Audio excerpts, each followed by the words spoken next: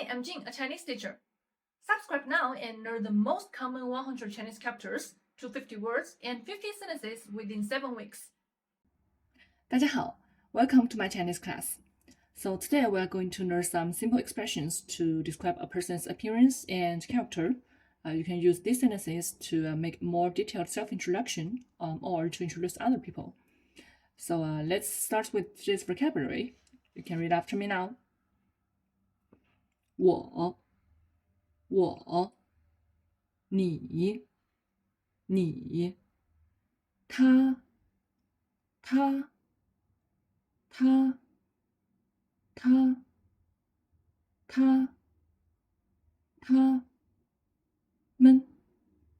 们的。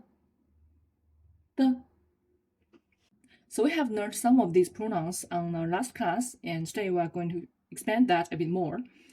So first is another 他. It refers to a non-human, like objects, animals, plants. And as for the other two 他 we learned on our last class, the first one refers to male or people in general, and the second refers to specifically female. So these are three different characters, but their pronunciation is the same. And the second is 们. This auxiliary word is used after noun or pronoun to express plural. So for example, I is 我 and we is 我们. You, singular you, is 你 and plural you is 你们. And it goes on that way. And the next I'd like you to pay attention is the auxiliary word 的. Actually, this character has three pronunciations, 的, 的, 的. But when read as 的, it's usually an auxiliary word, and that means the word itself doesn't have any actual meaning, but to function as a grammar part. So the first function of auxiliary word 的 is to be added after noun or pronoun to mean something. For example, I is 我 and my is 我的. You is 你 and your is 你的. And the second function of 的 is to be used at the end of sentence to mean the sentence is over, which we're going to find more details later. So to help you understand these pronouns and auxiliary words easier, I summarized them into a chart. So as you can see, 们 is added after pronouns to mean plural, and 的 is used after pronouns, both singular and plural, to mean something. And now you can read after me. 我的我们的你的你们的他的他们的他的他们的他的他们的. Now let's move to the second part of today's vocabulary. You can read after me now. 个子头发力气高矮长短大小 And so the meaning of these words are quite simple, but there's one thing I need you to pay attention to is the light tongue in the word 个子 and 力气. So light tongue is like the light version of the character's original tongue, or you can consider this way, you read the original tongue more lightly. So for example, the character 子 is usually read as third tongue. For example, in the word 子孙, it means children and grandchildren. So if you read this character in third tongue, in word 个子, it will be like 个子个子 but actually it's in this word it's read as light tongue, so it's 个子 third tongue 个子 light tongue 个子 and the light tongue is the right one in this word. Also, as you can see, 力气 气 is actually usually the fourth tongue. For example, in word balloon 气球 is fourth tongue, but in this word it's light tongue. 力气 so if you read it as fourth tongue, it would be like 力气 and it's wrong. The right tongue is 力气 and that's light tongue. So if you want to have a better pronunciation in Chinese, that's what you need to pay attention to. But I also don't want you to get too tied up by this tongue problem. So if you can't pronounce the light tongue very properly, for now, it's okay. It's better you remember the meaning of these words. Okay, so now let's move to the next part and see how these words are exactly used in sentence. You can read after me. 我的个子高，我的个子高，他的个子矮，他的个子矮。So the structure of this sentence is 某人 somebody, the auxiliary word 名词 a noun, 形容词 an adjective. So together it's 某人的名词形容词 and this sentence is to describe something. It's like what? So for example, David's mouth is small, and that in Chinese is 大卫的嘴巴小，大卫的嘴巴小。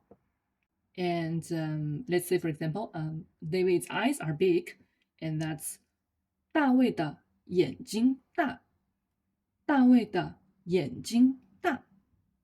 So the meaning of the first example sentence is I am tall. Where in English, the order of the words is I am tall. But here, the Chinese sentence directly translated into English as in the orders of words would be my height is tall. And the next is it's short, and in Chinese it's its height is short. Well, it sounds a bit weird, but that's the structure. So we can read the example sentence again. 我的个子高，他的个子矮。And the sentences of the next example are in the same structure, so you can read after me now. 他的头发长，他的头发长，他的头发短，他的头发短。你的力气大，你的力气大。我的力气小，我的力气小。So now that we have learned the structure, 某人 somebody, the auxiliary word, 名词 a noun, 形容词 an adjective, together it's 某人的名词形容词 something is like what? We have learned this structure to describe a person's appearance. And here I'd like to make some supplements to this structure. So the first one is we have an adjective in this sentence, but if this adjective is color, we need to make a little bit change about the structure, and that would become the second sentence. 某人 somebody, the auxiliary word, 名词 a noun, then be verb 是 and adjective, and here it refers to color, and at the end the auxiliary word. So together it's 某人的名词是形容词 color 的。So for example, her hair is brown, and that would be 她的头发是棕色的。And for example, her hair is black, 她的头发是黑色的。So these two sentences, as you can see, are both to describe somebody's hair.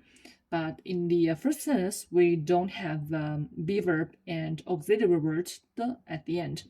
And that's because the first sentence is relatively subjective.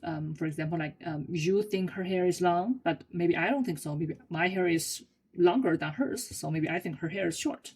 So the first sentence is relatively subjective. However, the second sentence, because it's to describe color, and well, you can't, for example, you can't point at a white dress and say it's black, right? So the second sentence is relatively objective. So if the adjective in the sentence is about color, then you need to add be verb 是 and auxiliary word 的 into the sentence to make a little bit change about the structure. And actually, 是 and 的 is kind of like a combination to make a statement. And the next supplement, where you can look at the last sentence, it's like the short version of the structure we learned today. It's just 某人 somebody and an adjective 形容词. And so this sentence is to describe a person's personality. So for example, she is very shy. 她很害羞. She's a little shy. 她有点害羞. So you have noticed that in the first sentence and the last one, we add adverb 很 very or 有点 a little. We add adverbs before adjective. And that's because these two sentences are relatively just personal opinion, not objective description compared to the second one. And so because of Chinese relatively reserved culture, we don't want to sound that sure when describing a person because it's just a personal opinion. For example, like you think she's shy, but I don't think so. I think she's quite brave. So it's just a personal opinion. And when we express personal opinion, we don't want to sound that sure. So we add adverb to tone it down or up, whichever the way is. We just don't want to be that sure. So she can be very shy or she can be a little shy, but she can't be just shy. But if it's like under the circumstance of example sentence 2, where as you can see in the picture, the girl's hair is longer than the boy's.